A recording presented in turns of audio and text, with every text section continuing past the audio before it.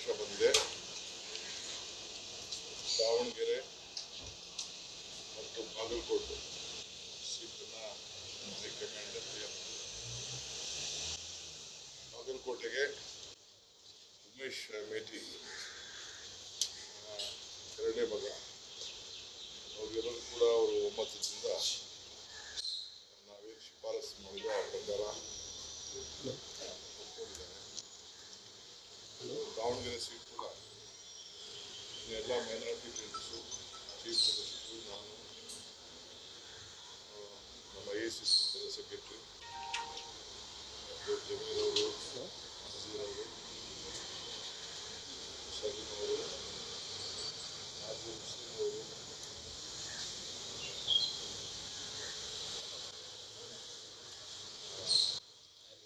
Annie's ಅವರು, ಜಬ್ಬಾರ್ ಅವರು ಕೂಡ ಮಾತಾಡಿ ಒಮ್ಮತದ ತೀರ್ಮಾನಕ್ಕೆ ಪಕ್ಷದ ಸಂಪ್ರದಾಯದಂತೆ ಮುಂದಿನ ಕೂಡ ಕುಟುಂಬದವ್ರಿಗೆ ನಾವು ಪದ್ಯ ಕಾಲದಲ್ಲಿ ಖಾಲಿ ಆದಾಗ ನಾವು ಅವಕಾಶವನ್ನು ಮಾಡ್ತೀವಿ. ಆ ಪ್ರಕಾರ ನಾವು ತೀರ್ಮಾನವನ್ನು ಪಾಲಿಸಬೇಕು. ಎಲ್ಲರೂ ಕೂಡ ಒಪ್ಪಿಕೊಂಡಿದ್ದಾರೆ. ಒಮ್ಮತ ಚುನಾವಣೆ ಮಾಡಿ 2 ಸೀಟನ್ನು ಕೂಡ ಗೆಲ್ಸ್ಕೊಂಡು ಬರ್ತೀವಿ ಅಂತೇಳಿ ಒಪ್ಪಿಕೊಂಡಿದ್ದಾರೆ. ಸೊ ಈಗಾಗಲೇ ನಾನು ಮಲ್ಲಿಕಾರ್ಜುನ್ ಅವರಿಗೆ ಅವರ ಮಗನ ದೀಪವನ್ನು ನಾವು ಕೈಲಿ ಕಳಿಸ್ಕೊಡ್ತೇನೆ.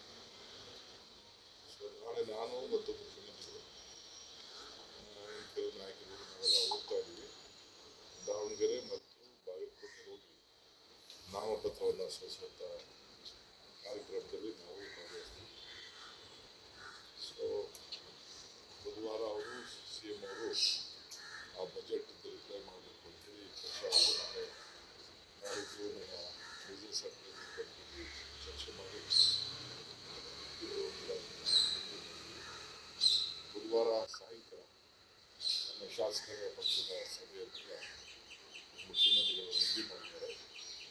ನಮ್ಮ ACC ಜನರಲ್ ಸೆಕ್ರೆಟರಿ ಕೂಡ ದೆಹಲಿಯಿಂದ ಶಾಸಕಾಂಗ ಪಕ್ಷದ ಸಭೆಗೆ ಅವರು ಕೂಡ ಭಾಗವಹಿಸಲಿದ್ದಾರೆ.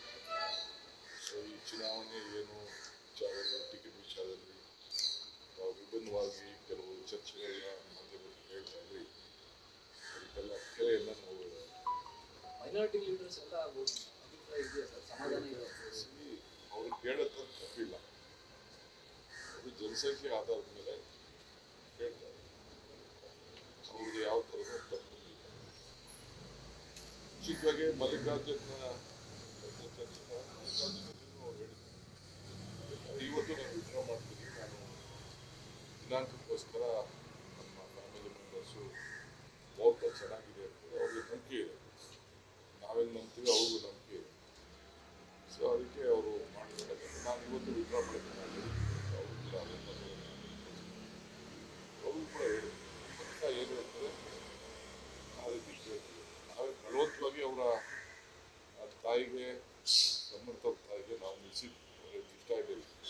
ನಾನೇ ಕುರಿತಾಗಿ ಹೆಣ್ಮಗಳ ಹತ್ರ ಮಾತಾಡಿ, MLA ಹತ್ರ ಮಾತಾಡಿ, ಈಗಲೂ ಇಷ್ಟ ಇರಲಿಲ್ಲ.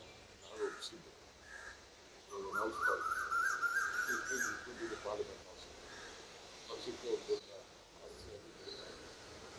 ಸಂಖ್ಯಾತ ಮುಖಂಡರು ಕಂಡೀಷನ್ ಹೇಳ್ತಾರೆ. ಪಕ್ಷ ಏನು ಹೇಳ್ತದೆ ಅದಕ್ಕೆ ನಾವೆಲ್ಲ ಒಪ್ಕೊಳ್ತಾರೆ. ಇವರು ಬದ್ಧರಾಗಿದ್ದಾರೆ, ನಾನು ಬದ್ಧರಾಗಿದ್ದೆ. ನನಗೂ ಕರೆಕ್ಟ್ ಬದಲ್ಲಿ ಹಿಡ್ಕೊಳ್ಳೋದು ನಾನು ಸಂಖ್ಯಾತರ ನಾಯಕರು ಕೇಳಿದ್ರು ಸರ್, ಟಿಕೆಟ್ ಕೇಳುವಂತ ಕಾರಣಕ್ಕಾಗಿ ಅಲ್ಲಿ ಸ್ಥಳೀಯವಾಗಿ ಒಂದು ಅಲ್ಪಸಂಖ್ಯಾತ ಸಮುದಾಯದಲ್ಲಿ ಗೊಂದಲ ಇತ್ತು ಸರ್. ಈಗ ಆ ಗೊಂದಲನ ಸರಿಪಡಿಸುವಂತ ಎಲ್ಲ ಆಸೆ ಪಡೋದು ಚುನಾವಣೆ ಮುಂಚಿತವಾಗಿ. ಈಗ ಮೇಟಿ ಅವ್ರ ಮಕ್ಕಳಲ್ಲೇ ನಾನು ಮಲ್ಲಿಕಾರ್ಜುನ್ ಕೊಡಬೇಕು ಅಂತ ನನ್ನ ಆಸೆ ಇದೆ.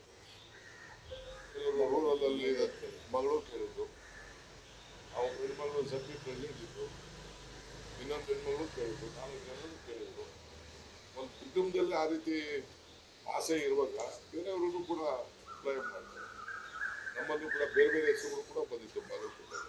ಸರ್, ಈಗ ಬಂಡಾಯವಾಗಿ ನಾಮಪತ್ರ ಸಲ್ಲಿಕೆ ಮಾಡೋ ಯಾರು ಬಿಜೆಪಿ JDS ಅವರು ಕೆಲವು ಅಲ್ಪಸಂಖ್ಯಾತರು ಅಲ್ಲಿ ದಾವಣಗೆರೆಯಲ್ಲಿ ಕಂಟೆಸ್ಟ್ ಮಾಡೋದು ಇವೆಲ್ಲ ಪ್ರಯತ್ನ ನಡೀತಾ ಇದೆ. ಎಲ್ಲ ರಾಜಕಾರಣ ಅಂತಂದಮೇಲೆ ನಮ್ಮಲ್ಲೇ ಡಿಫ್ರೆನ್ಸ್ ಕ್ರಿಯೇಟ್ ಮಾಡೋಕ್ಕೆ ಅವರು ಮಾಡ್ತಾರೆ, ನಾವು ಮಾಡ್ತೀವಿ.